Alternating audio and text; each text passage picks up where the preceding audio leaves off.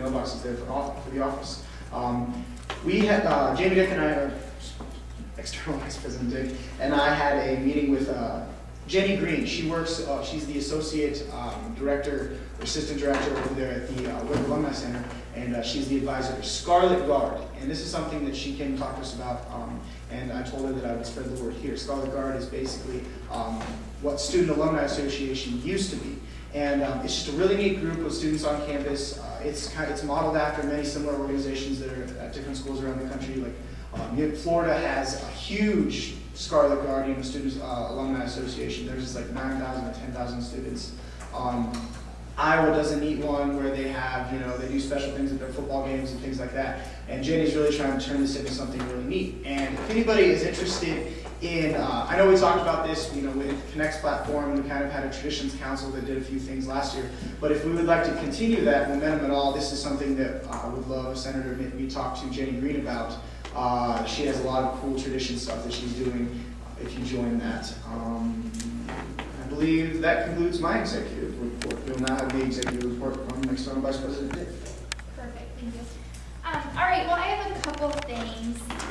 One thing that came up in your one-on-ones this week is somebody asked me about contacting their student advisory board president, and that's something that you need to be doing. So if you don't know who your current president is and when they meet, we need to find that out. And I have the list of most of the presidents, so come see me afterward. And I'd like you to email them and just introduce yourself, find out if you can come to one of their meetings yet this semester, just so you're ready to go in the fall.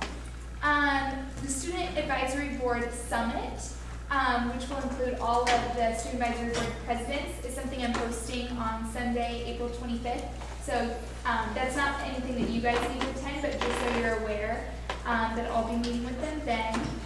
And then the last thing I have is a lot of information on parking.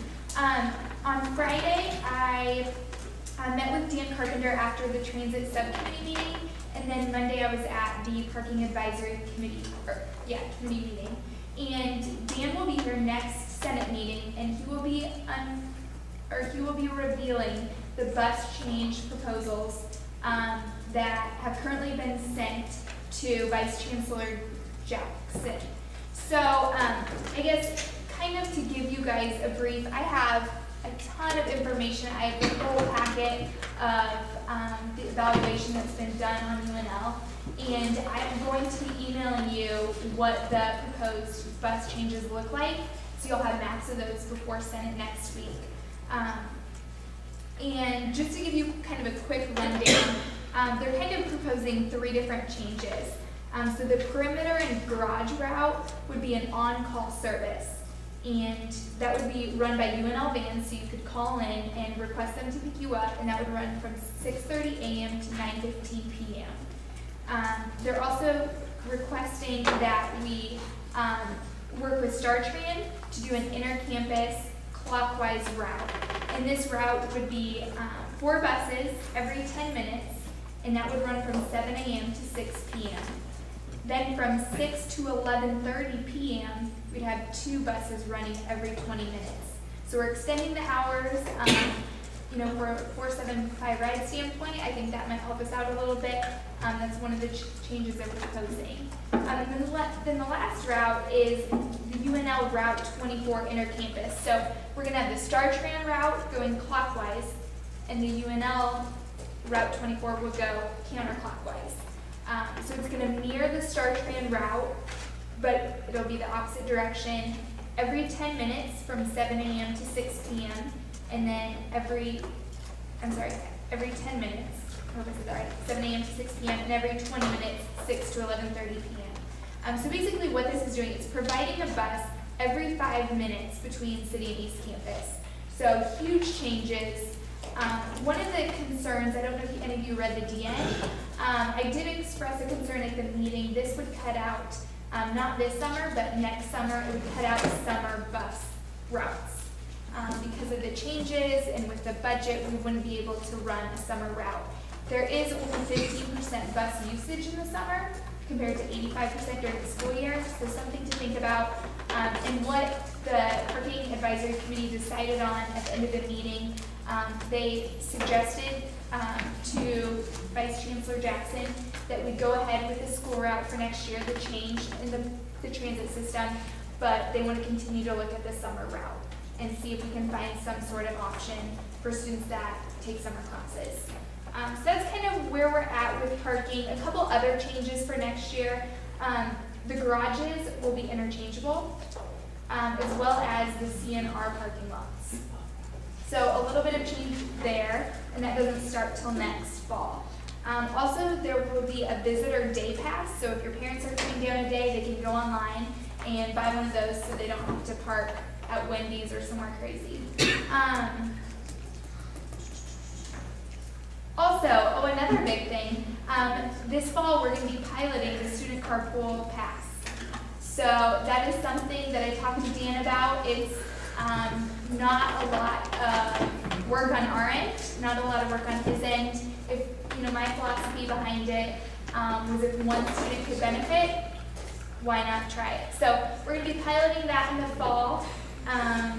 It was like one sentence in the DM this week, and I thought it would explode. So anyway, something to look forward to there. So I guess my last piece of advice, or what I'm asking you guys to do, if you have any friends, I'm assuming you do, that ride the bus, not just friends, but friends that frequently ride the bus.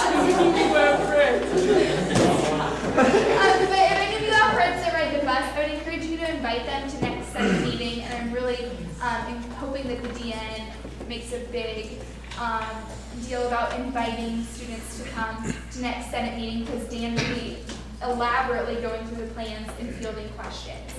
So, and they asked me a lot of questions at the parking meeting, how students felt, so I'm sure he's going to want your feedback as well.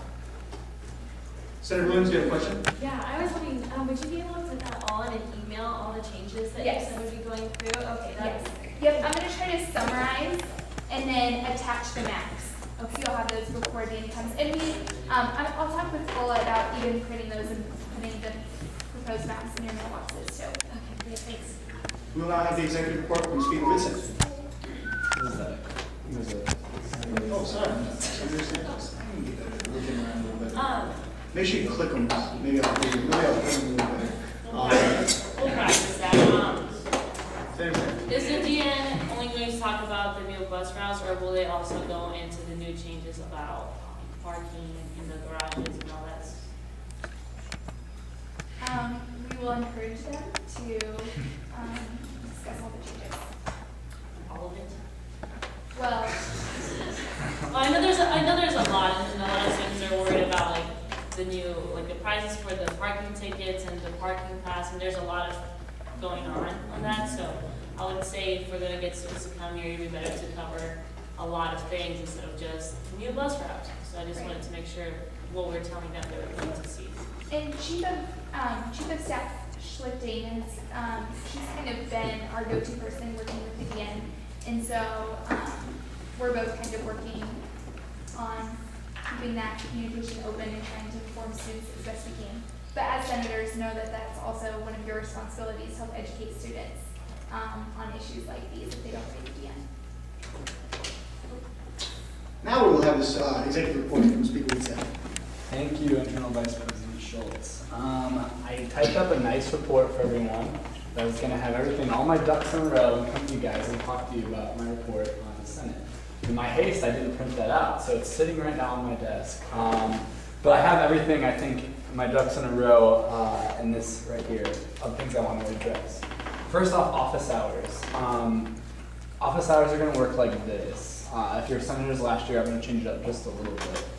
Per the bylaws, you are required to serve 1 office hour per week in the ASUN office.